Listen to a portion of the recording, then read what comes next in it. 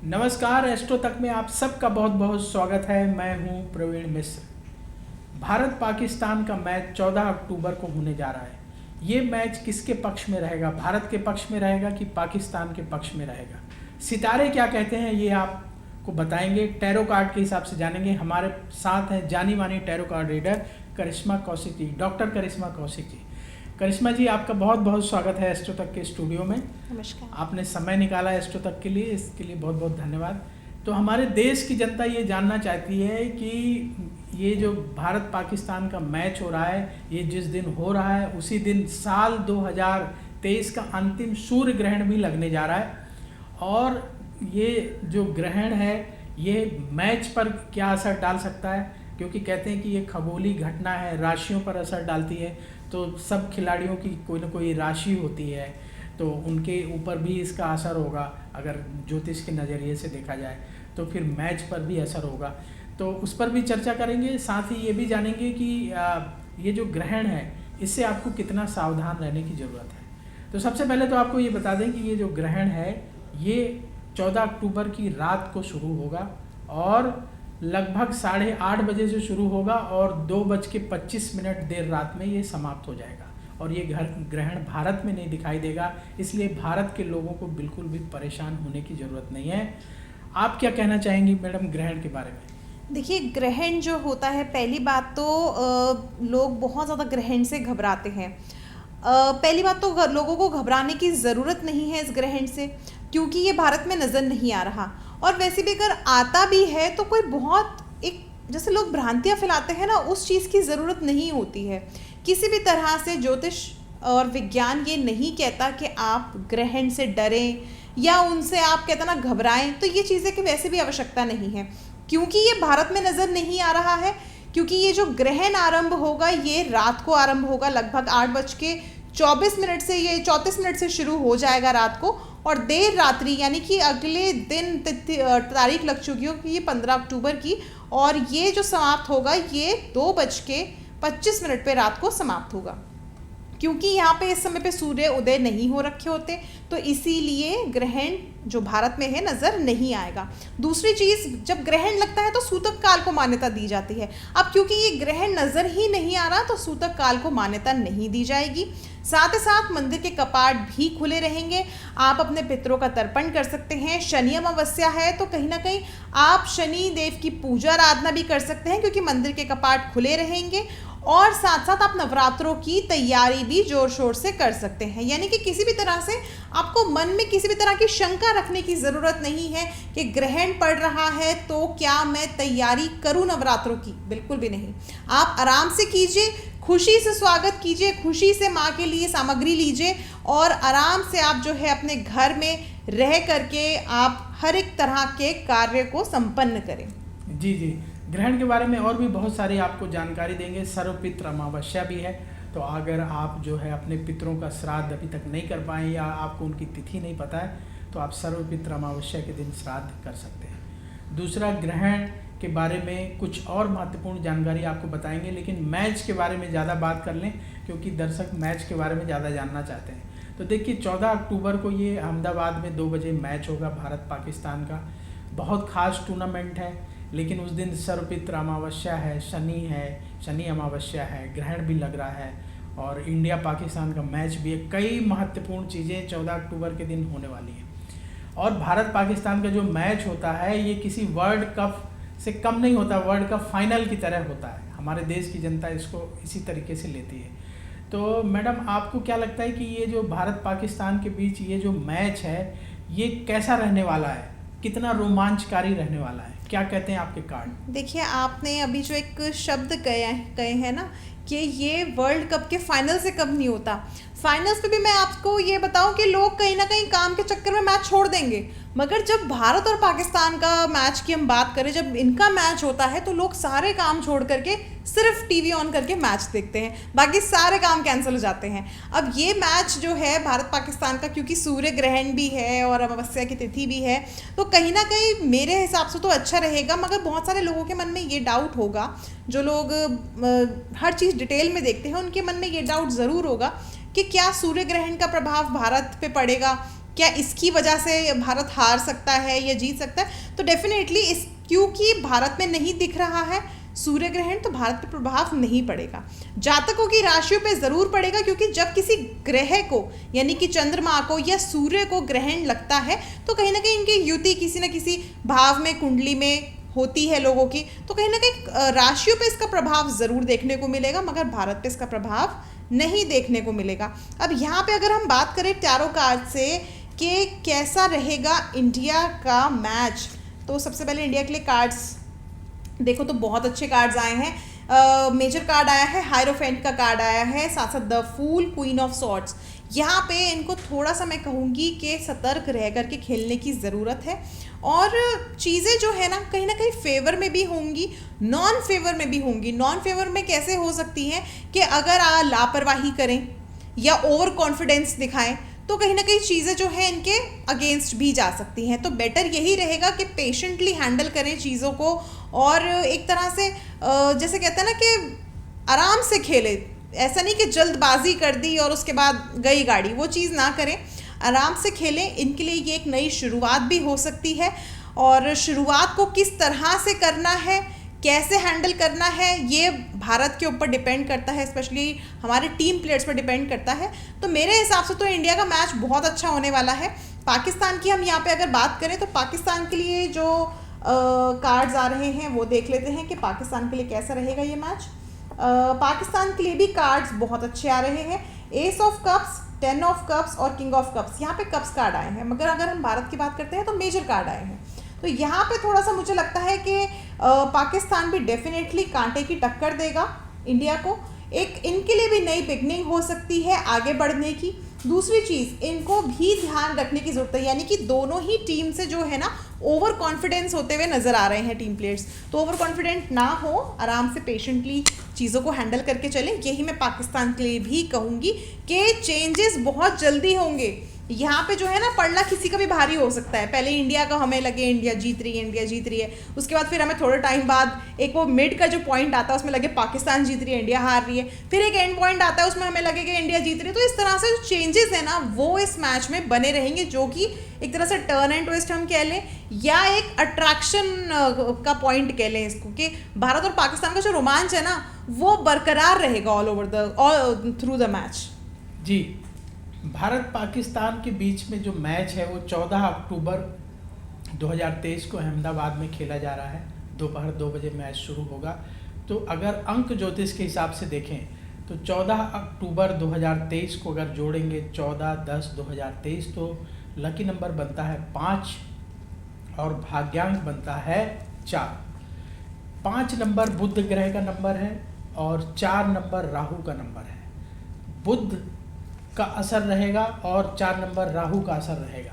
तो ये दोनों नंबर जो है सीधे सीधे प्रभावित करने वाले हैं। मैडम आपसे ये जानना चाहेंगे कि जो राहु और बुध है ये किस तरह का रोल अदा करेंगे मैच में?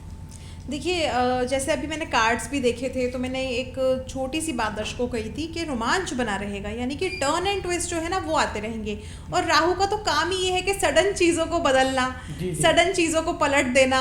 अभी हमें लग रहा है कौन जीत रहा है और कौन जीत जाना, तो कहीं ना कहीं ये थोड़े से जो चेंजेस है ना ये आते रहेंगे। अब मैं एक छोटा सा एग्जांपल लेती हूँ। मैं जो हमारा IPL गया था इसमें सबको उम्मीद थी कि गुजरात टाइटंस जीतेगी, और वो ऐसे चेंजेस आए कि 2 दिन तक बारिश होती रही और 2 दिन तक धीरे धीरे करके वो मैच चलता रहा, और एंड में क्या हुआ, चेन्नई सुपर किंग्स जीत गई। तो कहीं ना कहीं वो जो चेंजेस आते हैं, जो ये एकदम से सडन अलग अलग तरह की परिस्थितियां बदल जाती हैं, ये राहु कराता है। और डेफिनेटली कार्ड्स के तरीके से भी अगर हम देखें, या अगर हम यहाँ पे नंबर 4 की बात करें, अंक 4 की, तो राहु का नंबर, और कहीं ना कहीं चेंजेस डेफिनेटली देखने को मिलेंगे। कुछ लोग तो इस मैच के दौरान निराश भी हो सकते हैं कि भारत गई गाड़ी, मगर ऐसा नहीं है। बहुत चीज़ें इसमें अच्छी रहेंगी, और एक वही मैं बात कहूँगी दोबारा से कि रोमांच जो है वो कायम रहेगा। तो डेफिनेटली चीज़ें अच्छी रहेंगी यहाँ पे। जी, राहु उतार चढ़ाव दिखाता है, रोमांच कराता है, तो रोमांच आपको मैच में देखने को मिलेगा। हमारे जो भारत के कप्तान हैं रोहित शर्मा, उनकी जो डेट ऑफ बर्थ है उसके हिसाब से उनका लकी नंबर बनता है 3 और भाग्यांक बनता है 5। 5 नंबर उस डेट से मैच हो रहा है, 14 तारीख को जो मैच हो रहा है, तो यानी उनका लक जो है जो डेट है 14 अक्टूबर उससे मैच हो रही, तो लक रोहित के फेवर में रहेगा, रोहित शर्मा के फेवर में रहेगा।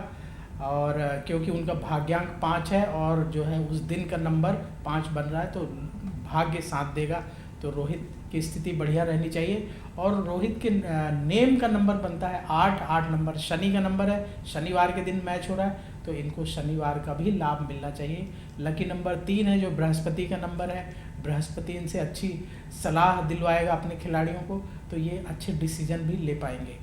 पाकिस्तान के जो कप्तान हैं बाबर आजम, उनकी डेट ऑफ बर्थ है 15 अक्टूबर 1994, उनका लकी नंबर बनता है 6 और भाग्यांक बनता है 3 और पाकिस्तान का नंबर है 8। पाकिस्तान का अगर टोटल नेम का नंबर निकालेंगे तो 8 बनता है, तो शनिवार का दिन है तो 8 नंबर शनि का नंबर माना जाता है।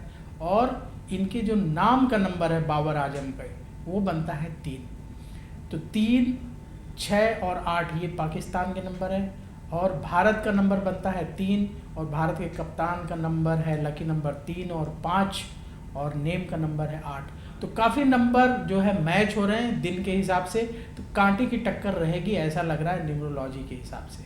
मैच 2 बजे शुरू होगा मैडम, तो आपको क्या लगता है कि जब ये मैच शुरू होगा तो टैरो कार्ड के हिसाब से बताइए कि ये जो मैच शुरू होने बाद का जो समय है वो किस टीम के लिए ज़्यादा बढ़िया रहेगा? अगर दोनों टीम में से कौन सी टीम ज़्यादा अच्छा परफॉर्म करेगी जैसे ही 2 बजे मैच शुरू होगा? देखिए, इंडिया के लिए बहुत अच्छा ये मैच रह सकता है और एक चेयरअप वाला मैच रहेगा। यहाँ पे मैं एक चीज़ बोलूँगी कि यहाँ पे अगर इंडिया फर्स्ट इनिंग्स में बैटिंग करती है तो डेफिनेटली बहुत अच्छा स्कोर बनाएगी, और अगर पाकिस्तान फर्स्ट इनिंग्स में बैटिंग करती है तो पाकिस्तान के भी बहुत अच्छे स्कोर बनाने के चांसेस हैं। इंडिया को ज़रूरत है कि फ़र्स्ट इनिंग्स में बैटिंग ले ले अगर जीतना है। अगर सेकंड इनिंग्स में बैटिंग लेती है, अगर इंडिया टॉस जीत जाती है यहाँ पे, तो थोड़ा सा चैलेंजेस फेस करने पड़ेंगे, क्योंकि पाकिस्तान जो है डेफिनेटली एक अच्छा स्कोर खड़ा कर देगा जिसको एक चैलेंजिंग स्कोर हम कह सकते हैं। तो इसीलिए इंडिया को ज़रूरत है कि फ़र्स्ट इनिंग्स में बैटिंग करे और जश्न के साथ खेले, मैं तो यही चाहूँगी और यही कहूँगी। बाकी दोनों ही टीम्स बहुत एक रोमांच बना रहेगा, और इंडिया के अगर हम जीतने के चांसेस के हैं या पाकिस्तान के जीतने के चांसेस के हैं, तो दोनों को हम 50-50 के पड़ले पे रख के चल रहे हैं यहाँ पे, क्योंकि आपने जैसे अभी न्यूमरोलॉजी के अकॉर्डिंग बताया, अंक शास्त्र हमने देखे तो बहुत कहीं ना कहीं जो अंक है वो मैच कर रहे हैं दोनों ही कैप्टन्स के, और कार्ड्स भी वही सेम चीज़ कह रहे हैं कि दोनों के ही कार्ड्स जो हैं काफ़ी हद तक सिमिलर आ रहे हैं। अगर हम इंडिया पाकिस्तान की भी बात कर रहे हैं यहाँ पे, तो दोनों के ही कंट्रीज़ के कार्ड्स जो हैं वो भी सिमिलर आ रहे हैं, तो यहाँ पे हम 50-50 का चांस लेके चल सकते हैं। मगर ये अब हम अंत में बताएंगे कि कौन जीतेगा और कौन हारेगा, नहीं तो रोमांच खत्म हो जाएगा हमारे दर्शकों का। हो जाएगा। तो जैसे भारत की टीम में रोहित शर्मा है जी, ईशान किशन है, विराट कोहली है और केएल राहुल है, हार्दिक पांड्या है, रविंद्र जडेजा है, तो क्या लगता है कि इनमें से कौन सा खिलाड़ी है जो सबसे अच्छा प्रदर्शन करेगा इस मैच में? आपके हिसाब से कार्ड क्या कहते हैं? देखिए, रोहित शर्मा जी के लिए तो मैंने स्टार्टिंग में भी कहा था कि बहुत अच्छा इनके कार्ड्स भी आ रहे हैं, और दूसरा मैं नाम लूँगी विराट कोहली का। विराट कोहली के लिए भी मेजर कार्ड आया है द वर्ल्ड का, साथ साथ एम्परर का कार्ड रोहित शर्मा जी के लिए आया है। यहाँ पे अगर हम एक प्लेयर को लेके चले तो ईशान किशन को हम लेके चल सकते हैं, श्रेयस अय्यर को हम बहुत ज़्यादा नहीं कहेंगे। अदरवाइज़ यहाँ पे जो है हम केएल राहुल की बात करें तो मुझे थोड़ा सा इनके लिए भी डाउट नज़र आ रहा है। हार्दिक पांड्या के लिए अगर कार्ड देखूँ तो डेफिनेटली अच्छा कार्ड आ रहा है, किंग नाइट ऑफ कप्स का कार्ड आ रहा है। और वहीं पे अगर मैं बात करूँ कुलदीप यादव की, कुलदीप यादव के लिए मैं थोड़ा सा डाउट में हूँ। और शार्दुल ठाकुर की मैं बात करूँ तो अगर सेफ साइड अगर आपको खेलना है तो शार्दुल को आप ले सकते हैं, बट थोड़ा सा जल्दबाजी भी इस मैच में खेल सकते हैं। वहीं पर अगर हम मोहम्मद शमी की यहाँ पे बात करें तो मोहम्मद शमी अच्छा प्रदर्शन दिखाएंगे, और थोड़ा सा जो है यहाँ पे कोशिश करेंगे ये विकेट लेने की डेफिनेटली। बट यहाँ पे अगर हम बात करें मोहम्मद सिराज की या जसप्रीत बुमराह की, तो डेफिनेटली इनके विकेट्स लेने के चांसेस बनेंगे। कार्ड्स इनके लिए पॉजिटिव हैं, पेज ऑफ वॉन्ड का कार्ड आ रहा है, साथ साथ अगर हम दूसरे कार्ड की बात करें तो जस्टिस का कार्ड आ रहा है। तो चीज़ें जो है काफ़ी एक स्ट्रॉन्ग हमें नज़र आ रही हैं कुछ प्लेयर्स को लेकर के। तो जैसे भी आप टीम बनाते हैं तो आप चूज़ कर सकते हैं अपने हिसाब से जी।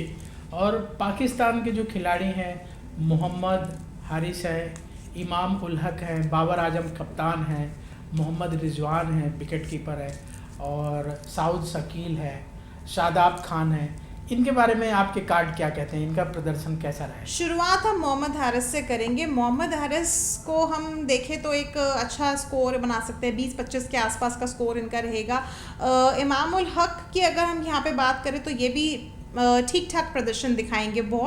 एक मैं बहुत अच्छा नहीं कह रही, आउटस्टैंडिंग परफॉर्मेंस नहीं कह रही हूँ यहाँ पे, मगर यहाँ पे अगर हम बात करें बाबर आजम की, अगर हम यहाँ पे बात करते हैं बाबर आजम की, तो इनका जो है एक कप 9 ऑफ कप्स का कार्ड है, विश कार्ड है।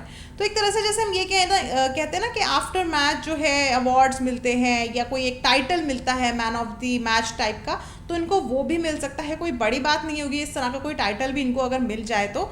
दूसरा, अगर हम बात करें सऊदी शकील की बात करें तो इनका परफॉर्मेंस ठीक ठाक रहेगा। यहाँ पे मैं इफ्तिखार अहमद का अगर नाम लूँ तो थोड़ा सा एफर्ट्स इनको डालने की ज़रूरत है, 10 ऑफ वॉन्ड्स का कार्ड आ रहा है। शादाब खान की बात करूँ तो इनके लिए अच्छा मैच रहेगा, और ये स्कोर भी जो है लगभग 38 से 40 के आसपास का बना सकते हैं। वहीं पे अगर मोहम्मद नवाज़ की मैं बात करूं तो थोड़ा सा इनको सब्र और धैर्य रख के खेलने की ज़रूरत है, बहुत जल्दी आउट होने के चांसेस हैं इनके।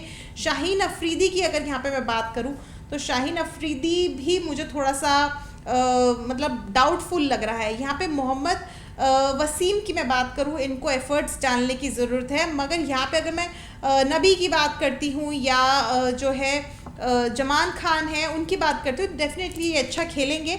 तो कुछ प्लेयर्स ऐसे हैं जो अच्छा खेल सकते हैं, मगर कुछ प्लेयर्स ऐसे हैं जिनको एफर्ट्स डालने की ज़रूरत है। ऐसा नहीं है कि वो बुरा खेलेंगे, मगर हाँ अगर ध्यान से खेलेंगे तो डेफिनेटली बहुत अच्छा प्रदर्शन जाएगा। पाकिस्तान की टीम का भी अच्छा प्रदर्शन रहेगा, भारत की टीम भी बहुत अच्छा खेलेगी। तो कुल मिला के ऐसा लग रहा है, जो हम लोग ज्योतिष के नज़रिए से, टैरो कार्ड के नज़रिए से समझ रहे हैं अंक ज्योतिष से, कि ये जो है बहुत कांटे की टक्कर रहने वाली है। अब मैडम सब लोग यही जानना चाहते हैं कि पलड़ा किसका भारी रहेगा, कौन जीत के ज़्यादा करीब हो सकता है? बिल्कुल, जीत और हार तो खैर चलती रहती है, मगर ये मैच है। और दूसरा, लोग एक चीज़ को मैं और पॉइंट आउट करती हूँ कि टॉस को लेके बहुत ज़्यादा क्यूरियस रहते हैं, टॉस कौन सी टीम जीतेगी। तो टॉस अगर मैं बात करूँ इंडिया की और पाकिस्तान की, तो इंडिया के जीतने के टॉस चांसेस मुझे ज़्यादा से ज़्यादा लग रहे हैं कि 80% इंडिया टॉस जीत सकता है। अब टॉस जीत करके इंडिया के हाथ में है ये बैटिंग लेना या फील्डिंग लेना, और अगर इंडिया ने गलती से भी फील्डिंग ले ली तो इनका थोड़ा सा जो एक कहते हैं ना कि नेगेटिव रिएक्शन या हम नेगेटिव एस्पेक्ट के, तो वो चीज़ हो सकती है। तो यहाँ पे इंडिया को अगर टॉस जीतने का मौका मिल जाता है तो बल्लेबाजी लेना मैं कहूँगी सही रहेगा। और अगर पाकिस्तान और इंडिया के मैच जीतने की बात करें तो डेफिनेटली यहाँ पे मैं इंडिया का नाम लूँगी। पाकिस्तान के भी जीतने के चांसेस रहेंगे, बट स्टिल यहाँ पे मैं इंडिया का नाम इसलिए लूँगी क्योंकि इंडिया के लिए मेजर कार्ड आ रहा है, थोड़े से ज़्यादा स्ट्रॉन्ग चांसेस हैं। तो मैं अगर 2 या 1 पॉइंट ऊपर कहूँ तो वो मैं इंडिया के साथ जा रही हूँ, इसलिए मैं भारत का नाम लेती हूँ। जी जी जी, बिल्कुल इंडिया के साथ ही जाना चाहिए हम लोगों को हम लोग भारत में रहते हैं, और जो है ज्योतिष जो है एक मार्गदर्शन की विद्या है, आपको रास्ता दिखाती है, लेकिन ऐसा नहीं कि आप प्रेडिक्शन को बिल्कुल ऐसे 100% एक्यूरेट माने, तो इसकी अपनी सीमाएं हैं। इसलिए ज्योतिष को संभावनाओं का विज्ञान माना जाता है। बिल्कुल आप ये नहीं कह सकते कि ज्योतिष में आप 100% प्रेडिक्ट करेंगे। प्रोबेबिलिटी व्यक्त की जाती है, एक मार्गदर्शन दिया जाता है, आपके जीवन में आने वाले चैलेंजेस को कम करने की कोशिश की जाती है। मैडम, जैसे हमने ये 2 बजे जब मैच शुरू होगा उस समय की कुंडली बनाई, 14 अक्टूबर 2023 2 बजे अहमदाबाद। अरे ये बता रहे आदित्य जी, ये बैंड चल रहा है, इससे दिक्कत तो नहीं है? ये रिकॉर्डिंग है तो ये ढक जाएगा? एडिट में रहेगा, जब डबल आएंगे आप लोग, हाँ हाँ, जब सिंगल आएंगे तो विंडो लग जाएगी। अच्छा, तो ये उसमें ढक जाएगा, कोई इशू नहीं। तो हमने एक कुंडली बनाई जिस समय मैच शुरू होगा 2 बजे, तो 14 अक्टूबर 2023 2 बजे दोपहर अहमदाबाद की कुंडली जो बनती है वो मकर लग्न की कुंडली बनती है, कन्या राशि निकलती है, हस्त नक्षत्र का चतुर्थ चरण आता है, और केंद्र में ग्रह बैठे हुए हैं बृहस्पति और राहु, 10वें घर में मंगल और केतु बैठे हैं, भाग्य स्थान यानी 9वें घर में सूर्य बुध और चंद्रमा बैठे हैं, जो लग्नेश है शनि वो 2nd हाउस में बैठा हुआ है, और जो दशमेश है शुक्र वो अष्टम स्थान में बैठा हुआ है। ग्रहों की स्थिति देख करके ऐसा लगता है कि टीम इंडिया के पक्ष में ये मैच रहेगा। टीम इंडिया काफ़ी संघर्ष के बाद जीतेगी, बहुत कांटे की टक्कर होगी, बड़े संघर्ष होंगे। दोनों टीम कभी ये आगे बढ़ती दिखाई देगी, कभी वो आगे बढ़ती दिखाई देगी, लेकिन क्योंकि बृहस्पति चौथे घर में बैठा है और लग्न को देख रहा है तो उम्मीद ये की जाती है कि टीम इंडिया इस मैच में विजयी रहेगी। मैडम फाइनल आपसे ये जानना चाहेंगे कि बहुत सारे दर्शकों के मन में ये सवाल है कि जैसे कि ये ग्रहण कन्या राशि और चित्रा नक्षत्र में लगने जा रहा है, तो क्या ग्रहण का कुछ असर पड़ेगा हमारे खिलाड़ियों पर या इस मैच पर? देखिए, वैसे तो अगर हम कुंडली के अनुसार बात करें, क्योंकि 22 खिलाड़ी हैं और हमारे इंडिया की टीम में 11 खिलाड़ी और इसके अलावा और खिलाड़ी होते हैं, तो हर एक की कुंडली देखना बहुत ज़्यादा संभव नहीं है। हाँ। मगर क्योंकि कन्या राशि के जो जातक हैं, ये खास तौर से जितने भी दर्शक हमें देख रहे हैं उन सभी के लिए कन्या राशि के जो जातक हैं और चित्रा नक्षत्र के जो जातक हैं, इन लोगों को इस ग्रहण से थोड़ा सा ध्यान रखने की ज़रूरत है। एक तो लग्न, जिन जातकों ने कन्या लग्न में जन्म लिया है, क्योंकि लग्न जो होती है हमारी सेल्फ बॉडी होती है, तो कहीं ना कहीं इस समय पर अगर आपका लग्न कन्या है तो आपको अपने स्वास्थ्य का ध्यान रखने की आवश्यकता है। और जिन लोगों का नक्षत्र चित्रा नक्षत्र में जन्म लिया है, उन लोगों को भी अपना स्वास्थ्य ध्यान रखने की आवश्यकता है। पिता के स्वास्थ्य का ध्यान ज़रूर रखें इस समय पे। और ख़ास तौर से अगर हम दान की बात करें तो दान ज़रूर कर दें। सूर्य की जो वस्तुएं होती हैं वो तांबा या फिर लाल रंग की वस्तुएं, जैसे कि गेहूं है, गुड़ है, लाल वस्त्र है, लाल फल है, तो इन सब चीज़ों का दान ज़रूर करें। और दान तो करेंगे ही करेंगे, अगले दिन से आपको एक अपॉर्चुनिटी भी मिल रही है कि माता का आगमन हो रहा है, रविवार का दिन है, माता गज पे आ रही है, तो कहीं ना कहीं खुशियों की सौगात लेके आ रही हैं। तो माता को बहुत खूबसूरती से सजाएं, लाल रंग से सजाएं, ताकि ग्रहण का किसी भी तरह से अशुभ प्रभाव आप पे पड़े ही नहीं। बहुत बढ़िया। तो ग्रहण का अशुभ प्रभाव ना पड़े, इसके लिए आप नवरात्रि की तैयारी कर सकते हैं। और नवरात्रि अगले दिन से शुरू है, 15 से। तो ये ग्रहण बहुत परेशान नहीं करेगा, लेकिन जिन इलाकों में ये ग्रहण दिखाई देगा वहाँ सूतक के नियम लागू होंगे, वहाँ ग्रहण का असर भी पड़ेगा। तो जो लोग भारत के बाहर रहते हैं जहाँ ये ग्रहण दिखाई देगा, उन लोगों को सावधान रहने की ज़रूरत है, क्योंकि ये रिंग ऑफ फायर की तरह दिखाई देगा, वलयाकार आकृति होगी। तो जहाँ जहाँ दिखाई देगा, हम कुछ इलाकों के नाम आपको बता देते हैं। अमेरिका में दिखाई देगा, फिजी में दिखाई देगा, Japan, Canada, Brazil, Jamaica, Mexico, इन इलाकों में दिखाई देगा। तो यहाँ अगर भारत के लोग रहते हैं तो वो ग्रहण के नियम को माने तो आपके लिए अच्छा रहेगा। अपने मन को शांत रखें, कोई भी फैसला करना है तो जल्दबाजी में ना करें। रही बात मैच की, तो मैडम ने बड़े डिटेल से बताया कि भारत की जनता पूरे रोमांच के साथ मैच को एंजॉय करे और जो अप्स एंड डाउन देखने को मिलेंगे उसको लेकर के बहुत परेशान ना हो। और हम सबकी शुभकामनाएं हैं कि भारत ये मैच जीते। तो ज्योतिष एक संभावनाओं की विद्या है, उसी संभावनाओं के आधार पर हम लोगों ने अपने विचार आपके सामने रखे। लेकिन अगर पक्ष विपक्ष में कहीं मैच जाता है तो उसको लेकर के आप कोई इशू ना बनाएं, क्योंकि ये ज्योतिष सिर्फ आपको मार्गदर्शन करता है, एक रास्ता दिखाता है। टैरो कार्ड मार्गदर्शन करता है, रास्ता दिखाता है।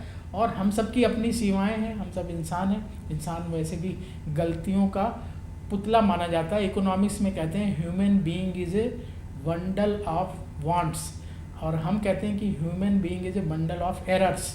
तो हम सब के अंदर बहुत सारे एरर हैं, कमियां हैं, तो उसी को लेकर के आदमी जीवन जीता है। तो हमसे भी गलती हो सकती है, तो उसको लेकर के कोई इशू ना बनाया जाए। वो आप सबसे रिक्वेस्ट है, पहली डिस्क्लेमर है। तो मैच को एंजॉय करिए। जो ग्रह कहते हैं, जो न्यूमरोलॉजी कहती है, जो टैरो कार्ड कहता है, वो हमने आपके सामने अपनी क्षमता के अनुसार रखा है।